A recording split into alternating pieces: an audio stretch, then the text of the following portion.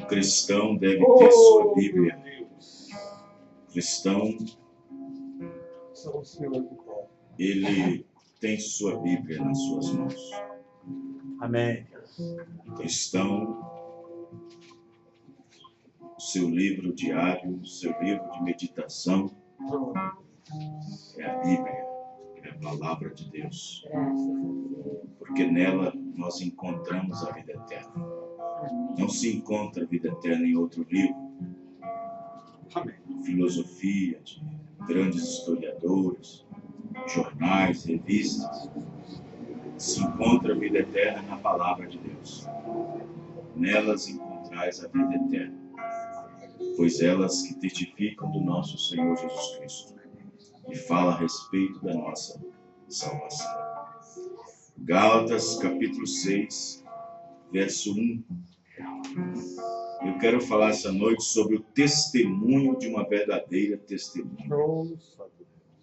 Ora, irmãos, se algum homem chegar a ser surpreendido em alguma ofensa, vós que sois espirituais, encaminhai o tal com espírito de mansidão, olhando por ti mesmo, para que não sejais também tentado. Levai as cargas uns dos outros, e assim cumprireis a lei de Cristo. Porque se alguém cuida ser alguma coisa, não sendo nada, engana-se a si mesmo. Mas prove cada um a sua própria obra, e terá glória em si mesmo, e não no outro. Porque cada qual levará a sua própria carga. E o que é instruído na palavra reparta de todos os seus bens com aquele que o instrui. Não erreis. Deus não se deixa escarnecer. Porque tudo que o homem semear, isso também o ceifará. Porque o que semeia na sua carne, da carne ceifará a corrupção. Mas o que semeia no Espírito ceifará a vida eterna.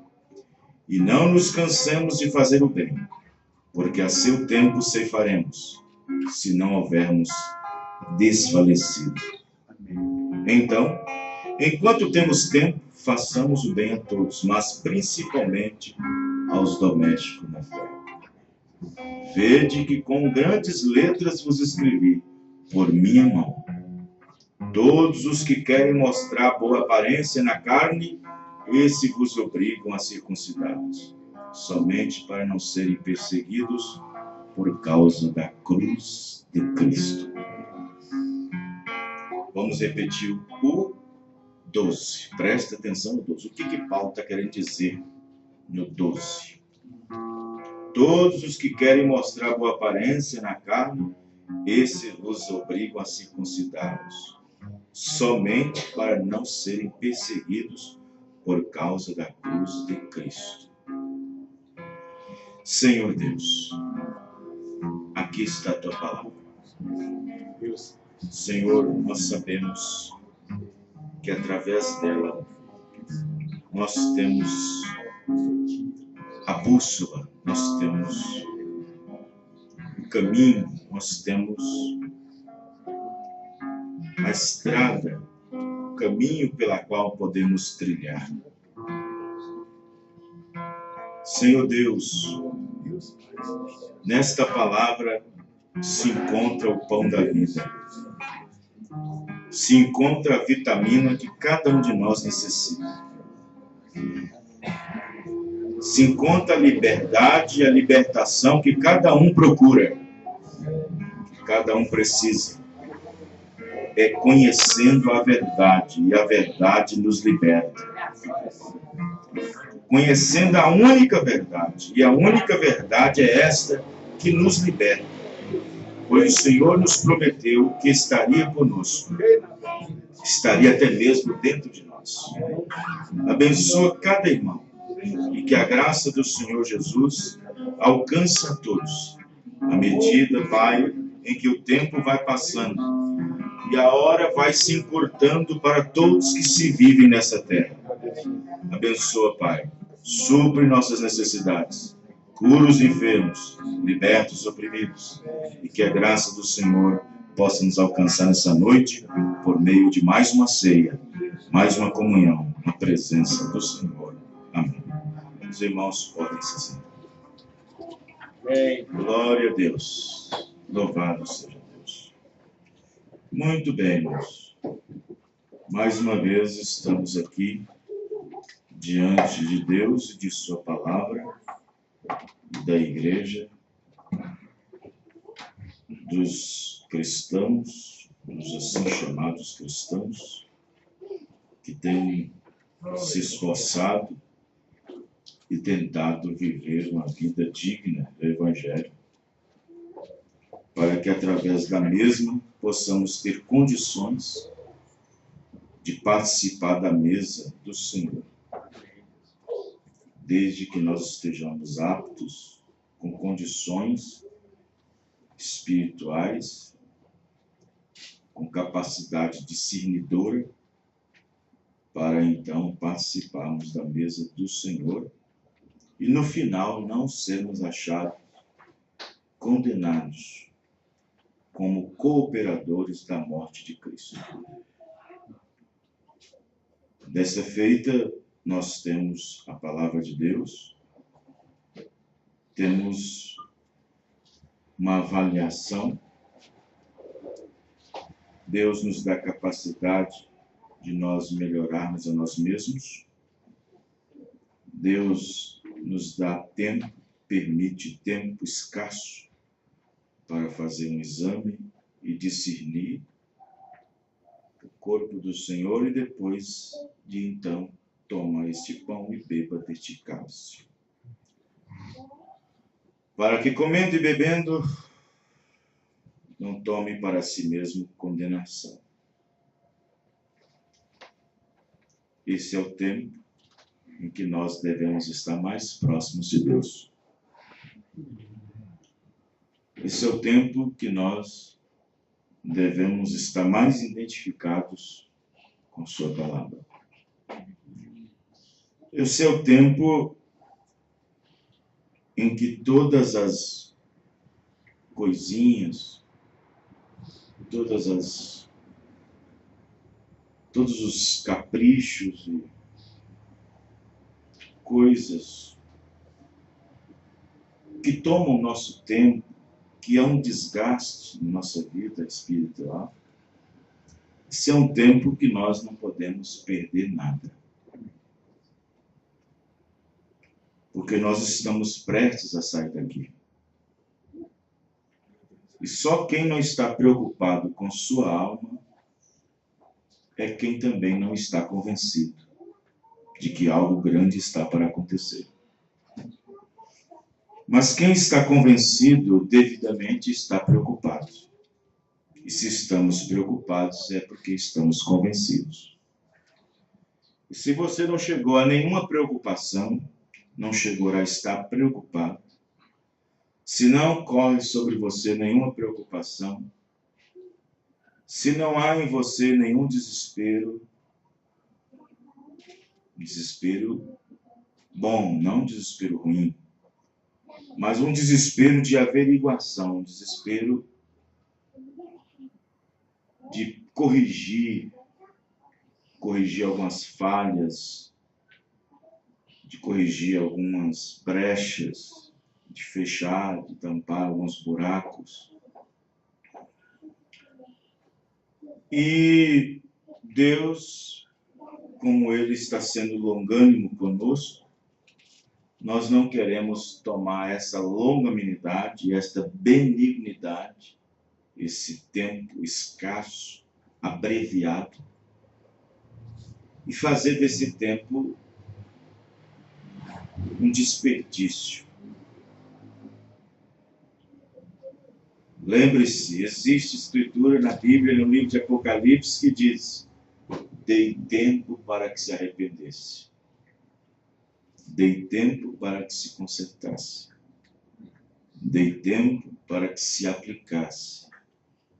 Dei tempo para que arrumasse a casa, que varresse a casa, que colocasse as coisas em ordem. Dei tempo para que fizesse a coisa certa, a coisa correta, Dei tempo para se perdoar e perdoar. Dei tempo para se consertar. Dei tempo para corrigir, para confessar, para se abrir. Esse é o tempo que nós estamos vivendo, um tempo que está esgotando. Nesta noite eu quero falar sobre o testemunho de uma verdadeira testemunha. Se a testemunha é verdadeira, então o seu testemunho também é.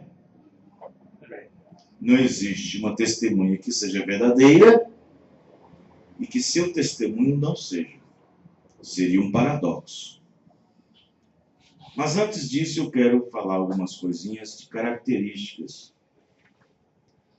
Hoje nós vivemos num tempo em que as pessoas podem viver e podem viver qualquer tipo de vida. Na verdade, eu diria, pode até escolher o tipo de vida que quer viver. Sim, hoje nós vivemos num tempo em que as pessoas vivem e podem viver qualquer tipo de vida. Mudam de vida e vivem aquele tipo de vida. Muda de sexo e vivem aquele tipo de vida. É um tempo em que as pessoas não têm dificuldade de se justificar e nem de assumir qualquer tipo de vida. Não tem vergonha nem de assumir qualquer tipo de vida.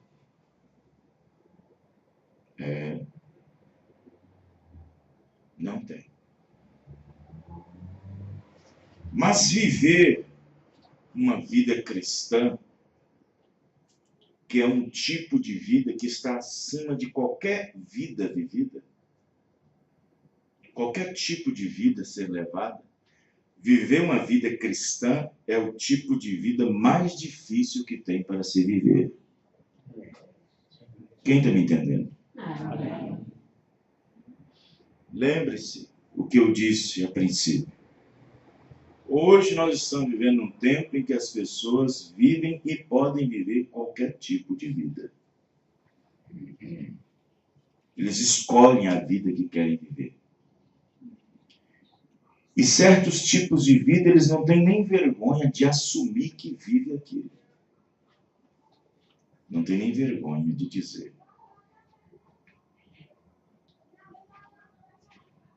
É a era da decadência moral. É a era onde o pudor e a vergonha, a sensatez, têm se perdidos e se esvaiado e discorrido pelos ralos da indecência, que tem sua colaboração através de uma sociedade corrompida por meios de televisão, filmes, novelas e outras coisas mais que tornam o entretenimento das pessoas melhor. É uma era de delinquência juvenil, de moças e de rapazes sem Deus, sem compromisso, vaidosos, sem respeito para com os pais e os mais velhos. É uma era em que as pessoas não levam em consideração o fato em que todos os erros, na sua sequência, existe uma terrível condição no fim.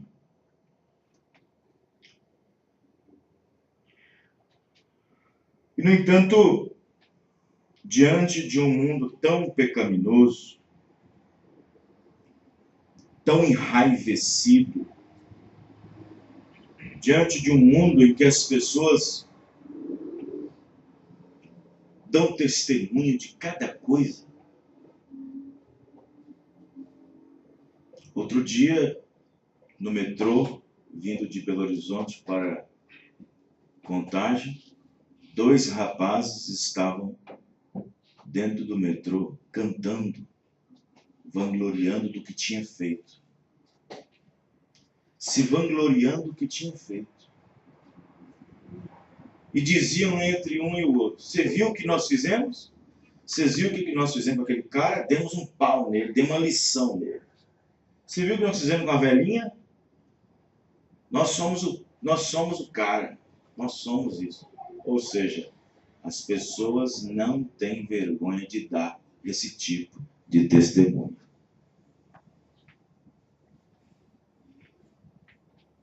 Outros, para se vangloriarem e mostrar o machismo, porque para mim é ser vergonhismo. Sabe, eu peguei aquela, fiquei com aquela. A moça diz, eu fiquei com aquele, fiquei com aquela, fiquei com aquele outro no outro dia. Tudo moças e rapazes que dão testemunho de que isto aumenta seu ego e poder de desejo e de satisfação. Eles não têm vergonha de dar esse tipo de testemunho.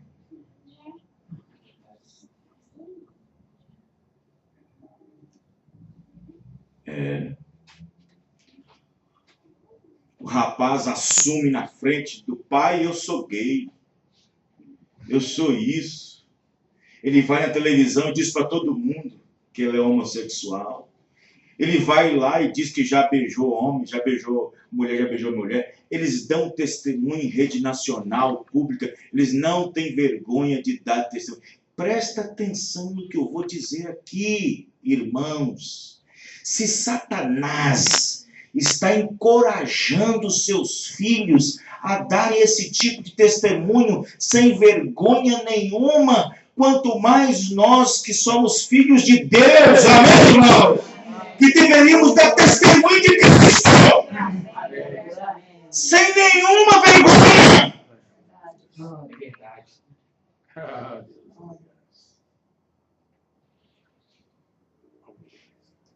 A mulher não tem vergonha de colocar um shortzinho que não dá nem 200 gramas de roupa, um biquíni, sair na rua e mostrar o corpo a todo mundo. Mas uma irmã que se diz cristã tem vergonha de pôr um vestido longo e deixar o cabelo comprido.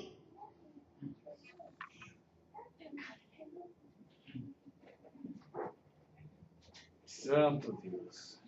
Da vitória, meu Deus.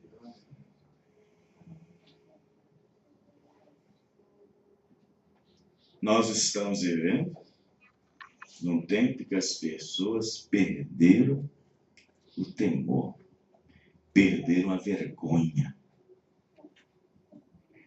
Mas sabe o que significa isso? Significa que nós estamos vivendo num tempo em que cada pessoa está mostrando o que ele é por dentro, o que ele carrega, que tipo de semente e que influência e que atmosfera ele vive. Se ele vive uma atmosfera do céu ou se vive uma atmosfera do inferno. Sim. As pessoas perderam o senso. As pessoas ficaram insensíveis. Perderam a sensibilidade. A Bíblia chama de afeto natural. Estamos vivendo num tempo em que as pessoas não têm nenhuma vergonha de assumir o que eles são. Sim. Este é o tempo em que essa praga terrível desse espírito de Sodoma e Gomorra e desta atmosfera antediluviana, onde as mulheres se tornam mais belas, onde as mulheres se tornaram deusas, as mulheres se tornaram objeto de adoração dos homens, ídolos no coração dos homens. E onde esse sodomismo, esse espírito, esta mistura, essa mistura de sexo, a feminilidade com a masculinidade se cruzando e tornando esta coisa bestil,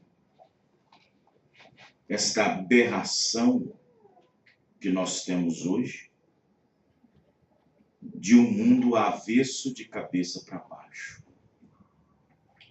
Você sabe o que significa isso? É Deus visitando os pecados do povo. Por terem conhecimento de Deus, ignoraram que Ele existe, disse Paulo aos Romanos, no capítulo 1. E Deus os abandonou, dando-lhes um espírito perverso, para fazerem coisas e cometer coisas que não convêm. Sim, estamos vivendo um tempo em que as pessoas não têm vergonha de se declarar. Não tem vergonha. Respeito. Respeitar. Respeito. Ora, irmãos. Outro dia, presta bem atenção no que eu vou dizer para você. Outro dia, eles deslocaram uma rede de televisão, deslocaram um repórter, um carro de reportagem, um cinegrafista e um auxiliar de cinegrafista. Aí numa casa de um senhor de 71 anos, fazer uma reportagem, uma entrevista sobre o quê? Sobre a honestidade dele. Porque ele achou uma carteira de dinheiro que continha nela alguns trocados.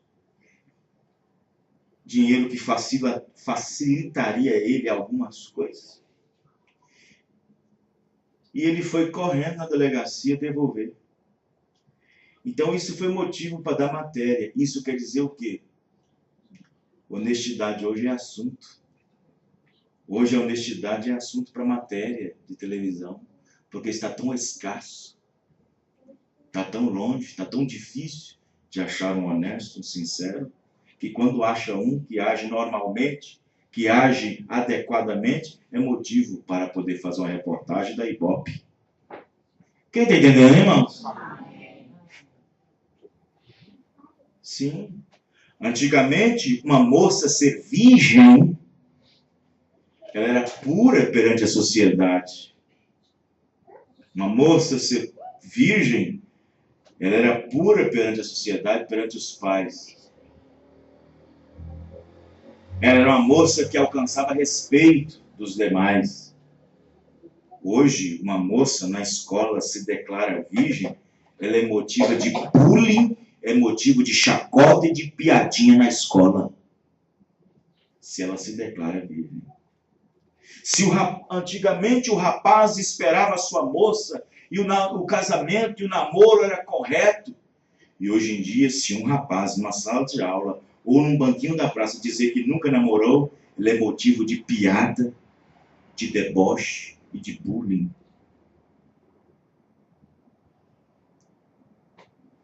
Hoje, as pessoas não têm vergonha de testemunhar, de dizer o que eles são.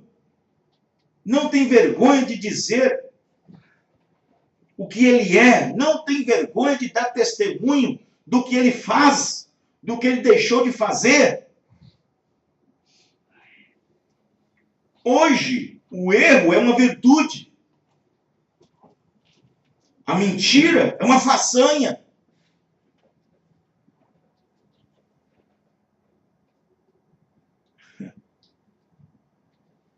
É Deus, verdade. Temos aí com nós. Oh, meu Deus.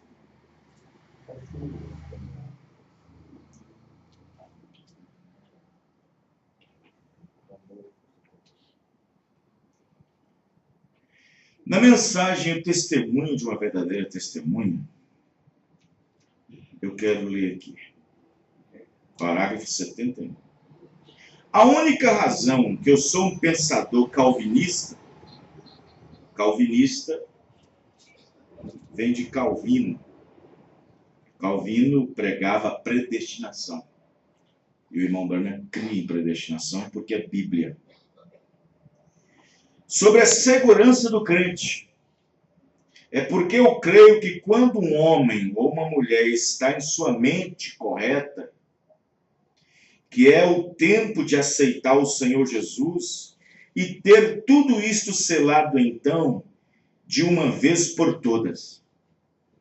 Porque quando nós chegarmos no final da estrada, nós não sabemos exatamente onde e como nós vamos ficar enfermos. No final da vida de cada um.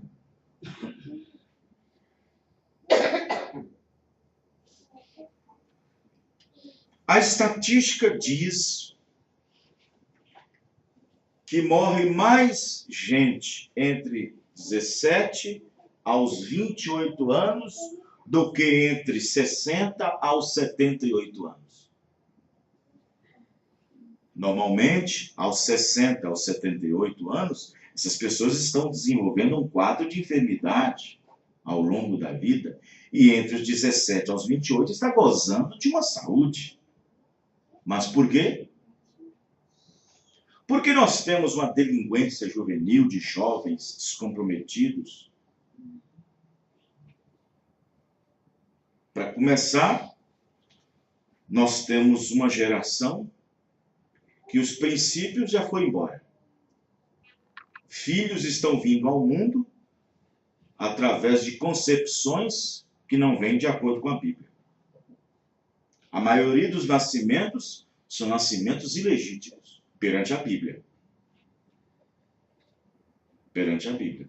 Filhos que vêm ao mundo através de concepções ilegítimas. Filhos que vieram ao mundo através de namoro escandaloso. Um filho gerado dentro de um carro, atrás do banco traseiro de um carro, dentro de um motel, dentro de um mato, dentro de um quarto escondido com o pai, numa festa, numa balada, aí engravida. Aí vem os filhos ilegítimos.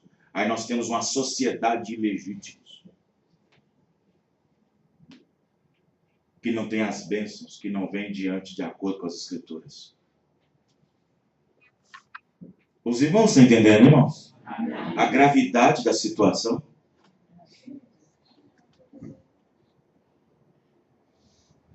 Então observe que o irmão Branham continua. Talvez nós estejamos enfermos em nossa mente. Talvez haja uma febre que verdadeiramente cozinhe o próprio cérebro nosso. E nós talvez digamos qualquer coisa ou façamos qualquer coisa no final do caminho. Uma coisa que está cozinhando o cérebro das pessoas, principalmente da juventude, dos mais novos. A Bíblia diz que debaixo do céu há tempo para tudo. Para tudo. Não vem com essa conversa que não tem tempo, não.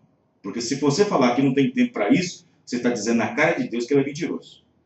Porque Deus disse que debaixo do sol tem tempo para tudo para o homem. Amém.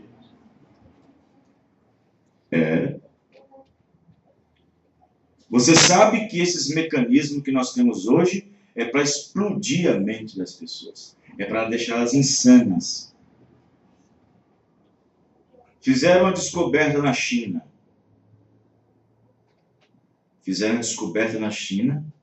Que de 93 para cá, as casas de recuperação de doentes mentais deram mais entradas por causa que a mente das crianças estavam sendo explodidas desde pequeno, na frente da televisão. Naquele tempo era um entretenimento. Hoje nós temos vários entretenimentos. Tem internet, tem jogos, tem não sei o quê, tem não sei o quê, tem não sei o quê. Se você tem um filho, uma filha, que ele vive mais de 1 hora no computador, no celular, jogando qualquer coisa, pode ter certeza, ele precisa de uma desintoxicação. Ele precisa ser desintoxicado. Ele está intoxicado. Tiveram que fazer uma clínica na China para desintoxicar 51 jovens da internet, porque não conseguia viver sem internet. Pegaram essas 51 pessoas e colocaram num sítio, numa fazenda. Com 6 dias lá dentro, eles já estavam matando um ao outro por causa da abstinência, da falta da internet. E hoje em dia o pai diz, se você não ficar assim, se você não fazer isso, eu vou cortar a internet em casa. O filho só falta ameaçar o pai de matá-lo.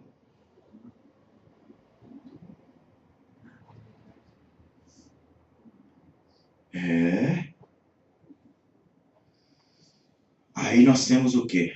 O desenvolvimento de quê? Nós temos o desenvolvimento de débeis mentais, de pessoas insanas, de jovens insanos, de pessoas insanas.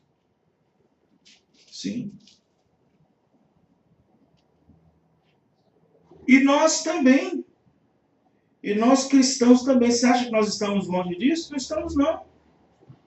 Nós não estamos longe disso. Não estamos. O profeta Irmão Branham continua. Veja, nós sabemos, porém, veja você, se nós já tivermos ancorado em Cristo, não importa o que circunstância venha a acontecer, não importa ou que condição nós estejamos, quando formos, já está tudo resolvido. A primeira coisa, antes que alguma coisa te apanhe, deixe Deus te apanhar primeiro. Amém, irmão? Antes que alguma coisa apanhe, deixe Deus te apanhar primeiro. Os irmãos estão entendendo, irmãos? Então, observe aqui que o irmão Branham, ele diz assim sobre a mãe dele. Ele fala assim: outro dia, eu estava conversando com minha mãe. E minha mãe, vocês sabem, ela estava muito doente. E eu quero dar um pequeno testemunho sobre ela. Tem havido muitas coisas e muitas perguntas na mente das pessoas. E tem havido na minha também. Quando eu estive algumas semanas atrás, quando minha mãe estava ainda viva, e podia ouvir, eu estava de um lado da cama e minha irmã estava de pé ao meu lado. Veja bem, Dolores. Dolores era a última filha de Charles Branham com a mãe do irmão Branham. Teve vários filhos homens, mas só teve uma menina. 9 homens e uma menina. E eu estava ali. E a minha irmã estava de pé ao meu lado. E mamãe olhou para cima e disse: olha só, o meu primeiro filho e a minha última filha está aqui do meu lado. Eu sou seu primogênito. Ele, irmão Branham. Dolores é a sua última. Com 9 meninos, há 9 meninos e a menina. E a mamãe começou a dizer que, Bill, você me tem dado de comer, e porque eu suponho que estando no ministério eu tive mais possibilidade de fazer. e tem cuidado de mim também. E Dolores, você me amou e ajudou-me a fazer o meu trabalho doméstico e a lavar as roupas. E disse, logo, Bill, você guiou-me a Cristo e tem cuidado de mim espiritualmente. E quando eu estava errada, você não hesitou em dizer-me que eu estava errada. Aleluia. Amém? Amém. Mãe, presta atenção. A mãe do profeta. E quando eu estava errada, você não se hesitou em dizer-me que eu estava errada. Só porque é mãe? Só porque é pai? Só porque é filho? Só porque é filha? Só porque é pastor? Só porque é esposo? Só porque é esposa? Só porque é neto? Só porque é neta? Só porque é sobrinho, sobrinha? Não pode falar? Você se hesita? Você hesite? Hesite quer dizer sair. Saída, você se sai? E ele não se hesitou. Aí ela continua. E eu disse, ele disse, mamãe, aí ela disse, você nunca deixou me dizer o quanto eu estava errado em algumas situações e que eu devia corrigir aquilo. E eu disse, mamãe, alguns dos rapazes bebem, fala dos filhos, dos irmãos. Nós partimos o seu coração. Ela estava deitada. E com o amor de mãe, ela disse, Billy, isso tudo serve para fazer a grande roda. Eu disse, mamãe, ela sabia que eu não ia voltar para casa, ou ela disse que ela não ia voltar para Maple, 409, que é a rua onde morava. E ela disse para mim, eu disse, mamãe, quando eu era apenas um menininho, eu sabia que havia um Deus. Porque eu havia visto a sua pessoa em diferentes formas. Ele pequenininho. E eu disse, sendo eu em nossa família, e nós vivíamos ao lado do senhor Walter, Alina e Tika Pike, e nós não conhecíamos nada a respeito de igreja, e éramos católicos. E eu disse, e eu comecei a estudar. Agora, como a igreja católica diz que Deus deu seu grande poder para a sua igreja, e disse para a sua igreja somente um corpo de crentes, seja o que fizer, está bem. Eu disse, eu estudei isso. Então eu comecei a descobrir que há quase 900 diferentes corpos organizados de crentes. 900 ideias, denominações.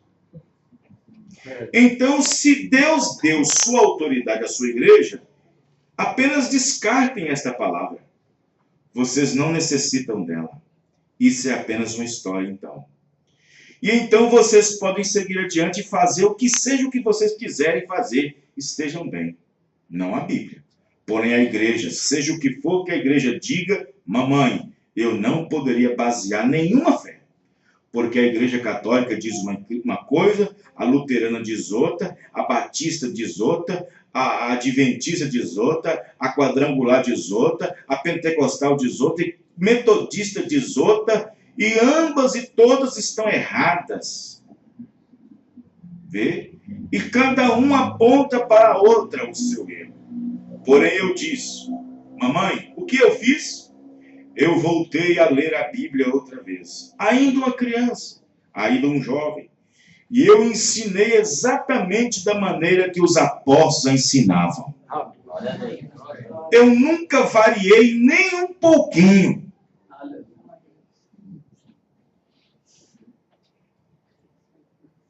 Ô irmão, é triste você olhar para uma pessoa que já foi um crente, que já foi um cristão da mensagem,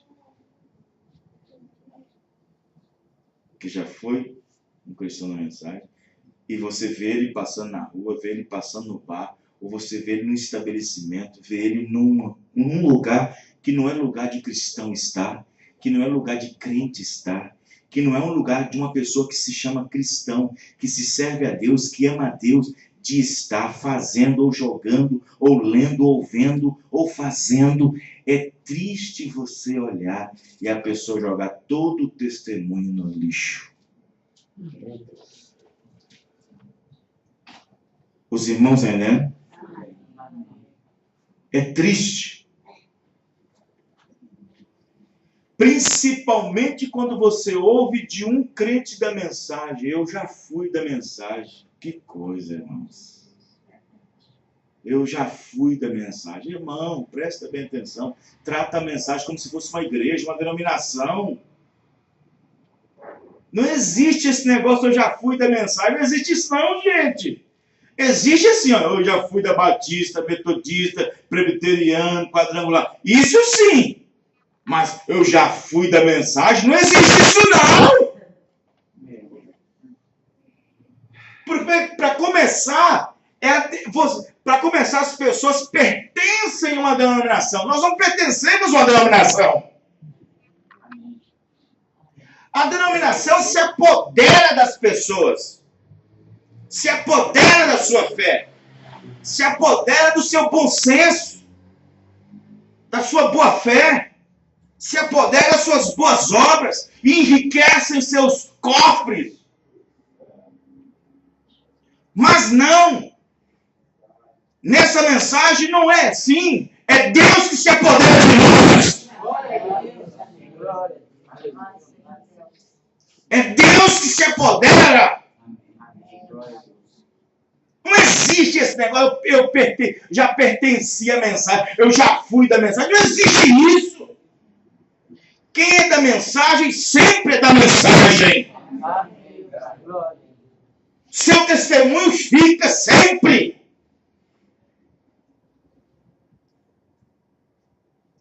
Porque uma vez selado até o dia da redenção. O profeta diz, ele não pode te dar a mensagem, te selar com o Espírito Santo e te perder na próxima esquina, e te perder no próximo bairro. Uma vez salvo. Esse negócio eu já fui da mensagem, fiquei na mensagem 3 anos, nunca foi da mensagem. Isso não quer dizer que ele era da mensagem. Isso quer dizer que a mensagem nunca o pertenceu. Aqueles que chegam diante de Jesus Cristo, julgamento, diz, eu curei em teu nome, profetizei em teu nome, preguei na praça em teu nome, e Jesus diz, apartai-vos de mim que eu não vos conheço. Vocês não pertencem a mim. Vocês dizem que eu pertenço a vocês, mas vocês não me pertencem. Quem pertence, irmão? Meu Deus. Ai, é teu nome.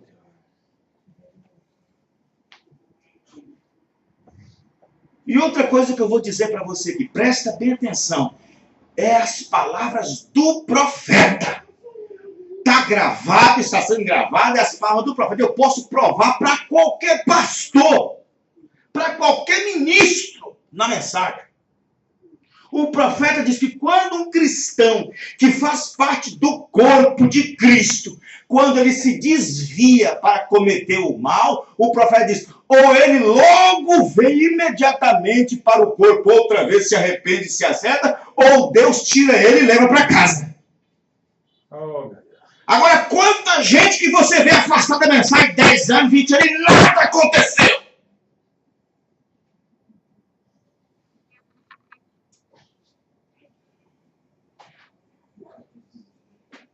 Prova dentro da mensagem. Prova dentro da Bíblia. O profeta disse que aquele rapaz de 1 Coríntios 5, que estava cometendo um pecado dentro da igreja, que estava ficando com a sua madrasta, aquilo chegou nos ouvidos de Paulo, e Paulo lá de longe, não precisou nem chegar na igreja, de lá de longe já mandou tirar o rapaz debaixo do sangue, debaixo da proteção do sangue, que seja ele tirado debaixo do sangue e entregue a Satanás para a destruição da carne. Mas se ele é um eleito, o espírito está salvo. Amém, irmãos? O profeta disse, não demorou mais de uma semana, ele estava de volta na igreja. Porque ele era um eleito.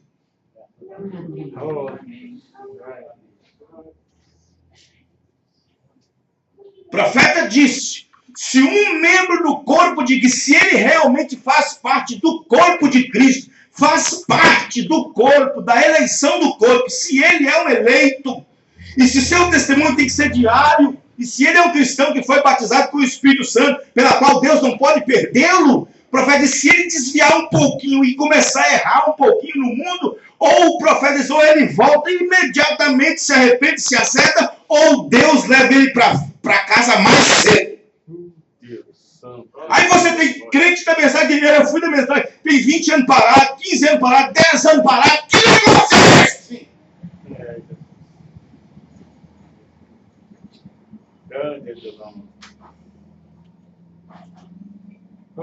As pessoas estão brincando.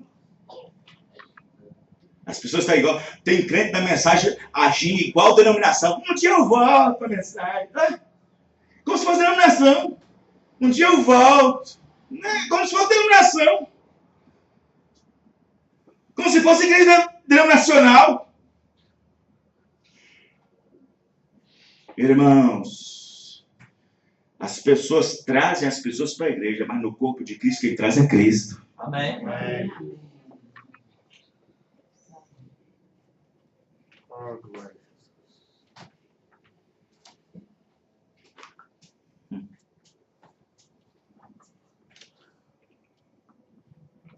Na mensagem, estreita é a porta. Será que eu deixei ele?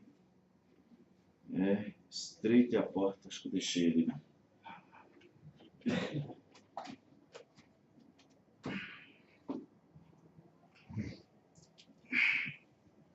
Na mensagem, Israel em Cades Barneia, queria achar estreita é a porta.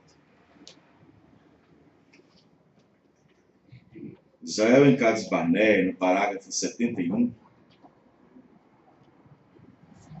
ele diz assim: esta noite, há alguém aqui que é um cristão,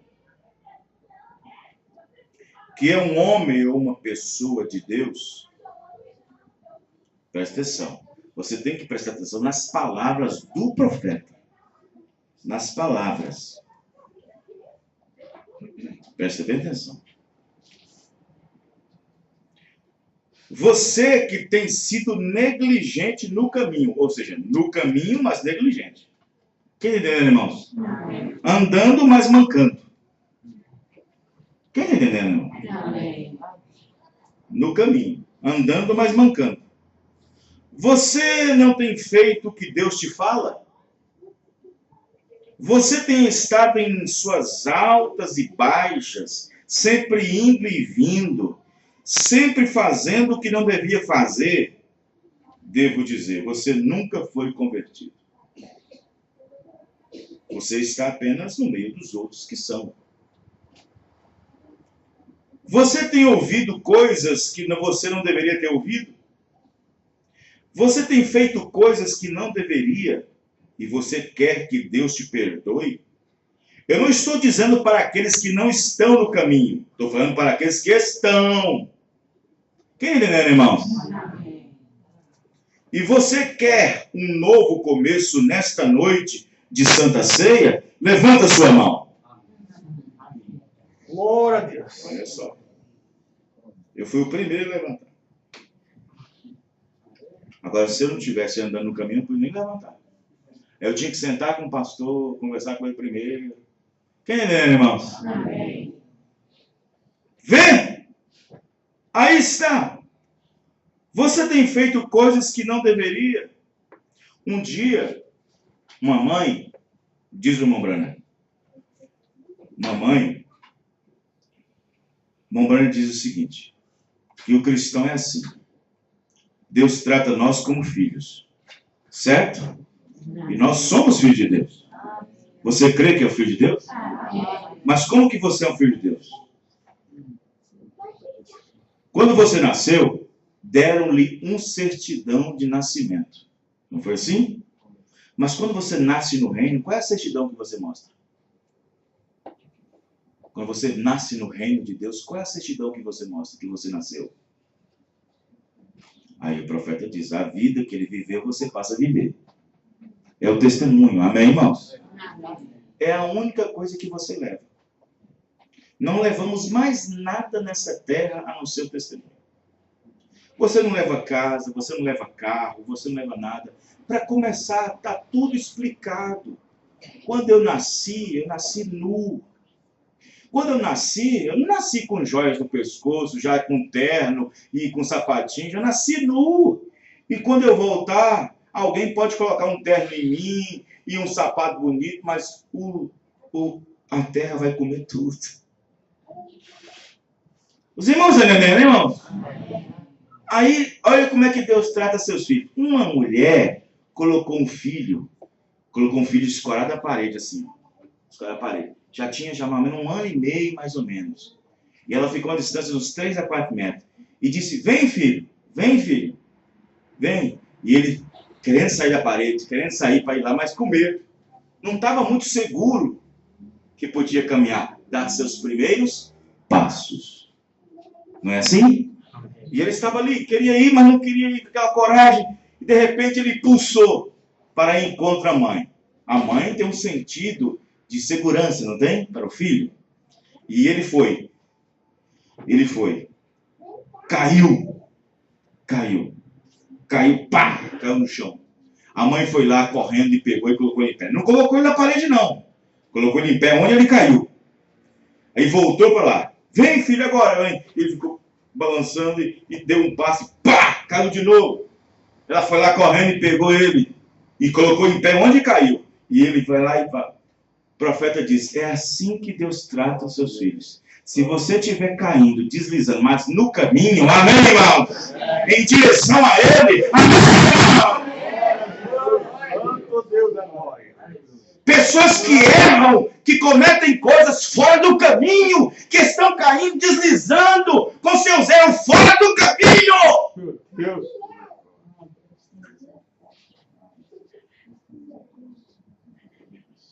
Oh, senhor, me perdoe. Sim, se você estiver em direção a ele, caindo e deslizando, teve uma queda aqui, deslizou, mas se você fez isso, indo em direção a ele, amém, irmão? Aleluia. Eu quero que você levante sua mão. Você pode levantar sua mão? Diga, Senhor meu Deus. Senhor meu Deus. Até aqui, Senhor Deus, eu sei que o Senhor tem sido meu auxílio. Mas, Senhor, talvez tenho feito coisas que têm desagradado a Ti, Senhor. E eu tenho feito melhor. Oh, levante sua mão direita. Uma vez para Deus e descubra o que sucede. Levanta sua mão direita. Vê? Levanta a sua mão direita na corte da justiça americana e faça um juramento falso para você ver o que acontece, diz o irmão Branham.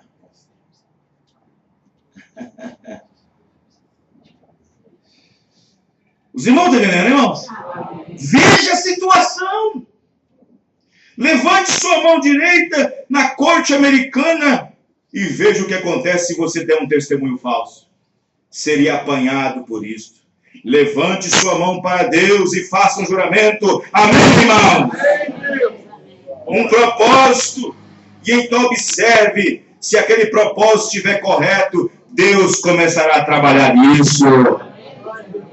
Se é um problema, se é alguma dificuldade, se é alguma dificuldade, algum desejo carnal, se é alguma coisa que você não está querendo, não está podendo vencer, mas se aquilo for verdadeiro e você quer escapar disso,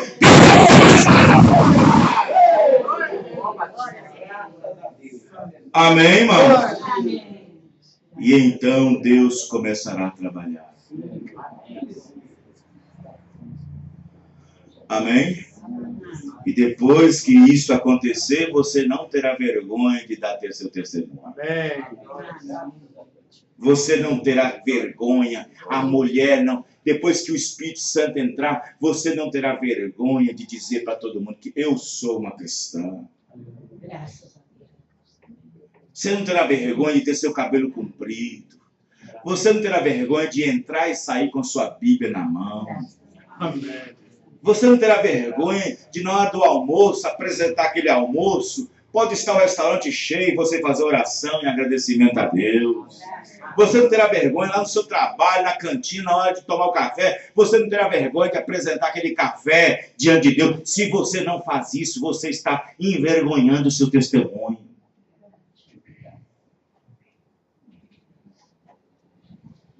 Verdade. Um dia um rapaz cristão entrou no ônibus para pegar o ônibus.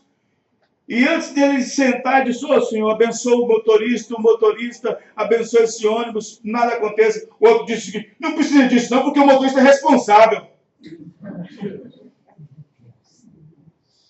Mas ele não tinha vergonha de dar seu testemunho. Não tinha vergonha. Porque se testemunho é verdadeiro, testemunho também é. Amém, irmãos? Amém. Os irmãos estão entendendo? Amém. Vamos levantar nossas mãos para o céu, ficar de pé. Vamos fazer uma breve oração. Você que tem se sentido enquadrado nessas palavras que nós falamos nessa noite, você que tem sentido uma falta, você sabe que precisa melhorar. Você não está fora do caminho, mas você pode estar deslizando um pouco. Você pode estar um pouco. Meu Deus. Você ore nesse instante. Ore a Deus, glorifique a Deus, peça a Deus. Se for alguma coisa que está atrapalhando você, e você sabe que se aquilo não acertar, se aquilo não se consertar, se aquilo não se for melhorado, você sabe que vai perder o arrebatamento. Meu Deus. Vai ficar para trás. Misericórdia. Então vamos orar, todos com os olhos fechados. Senhor, nosso Deus e Pai, no nome do Senhor Jesus Cristo, eu oro nesse instante, pedindo, Senhor, a graça e a misericórdia.